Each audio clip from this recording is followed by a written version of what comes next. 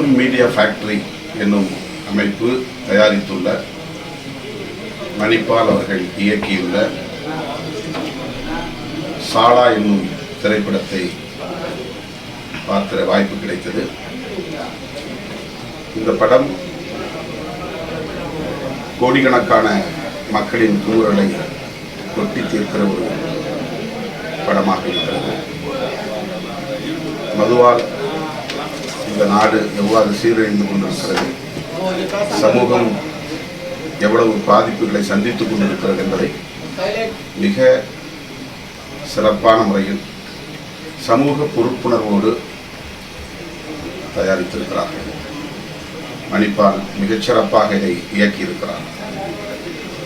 இதனுடைய கதாநாயகராக நடித்திருக்கிற நடராஜ் அவர்களும் கதாநாயகியாக நடித்திருக்கிற ரேஷ்மா அவர்களும் இந்த படத்தில் முதலாக நடிக்கிறார்கள் என்று சொல்லப்பட்டாலும் அவர்கள் மிக தேர்ச்சி பெற்ற கலைஞர்களாக முதல் படத்திலேயே வெளிப்பட்டிருக்கிறார்கள்.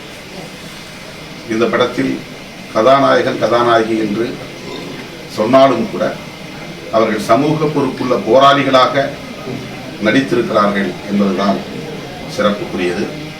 அதைப்போல கேமராமேன் இந்த படத்தை மிகச் சிறப்பாக ஒரு ஒளி ஓவியமாக படைத்திருக்கிறார். கேமராமேன் அவர்கள் ரவீந்திரநாத் அவர்கள் அனைவராலும் பாராட்டப்படக்கூடிய அளவுக்கு இந்த படத்தை பதிவு செய்திருக்கிறார், ஒளிப்பதிவு செய்திருக்கிறார். அவருக்கு உங்களுடைய பாராட்டுகள். அதேபோல தீசன் அவர்கள் இந்த படத்திற்கான பின்னணி இசையை வழங்கியிருக்கிறார். அது நல்ல பாடல் அல்லது நல்ல இசை என்று சொல்ல தேவையில்லை. இந்த படத்திற்கு தேவையான பின்னணியை தந்திருக்கிறார். எந்த இடத்திலே நாம் அந்த படத்தோடு ஒன்ற வேண்டுமோ அப்படி ஒன்றக்கூடிய அளவுக்கான பின்னணி இசையை தந்திருக்கிறார். நம்முடைய கவனத்தை ஈர்க்கக்கூடிய அளவுக்கு பின்னணி இசையை தந்திருக்கிறார். வெறும் இறைச்சலாக இல்லாமல், வெறும் சப்தமாக இல்லாமல் தேவையான பின்னணியை தந்து இந்த படத்தின் வெற்றிக்கு அவருடைய பங்களிப்பு மகத்தானதாக இருக்கிறது. இந்த படத்தை இயக்கியிருக்கிற மணிப்பால் அவர்களும் அவரோடு இணைந்து பணியாற்றியிருக்கிற கலைஞர்களும் ஒரே சிந்தனை வேகத்தில், அலைவேகத்தில் செயல்பட்டிருக்கிறார்கள். முழுமையான ஈடுபாட்டுடன் செயல்பட்டிருக்கிறார்கள். சமூக பொறுப்புணர்வுடன் செயல்பட்டிருக்கிறார்கள். வணிக நோக்கம் இல்லாமல்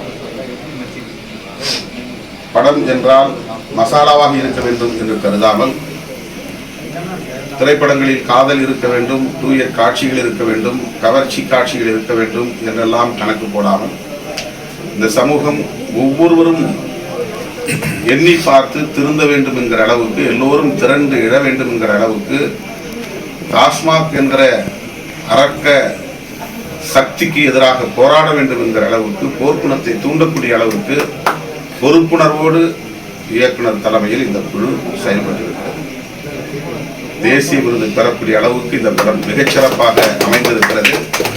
இதில் இயக்கத்திற்காகவும் தேசிய விருது கிடைக்கும், நடிப்புக்காகவும் தேசிய விருது கிடைக்கும், வசனத்திற்காகவும் தேசிய விருது கிடைக்கும்.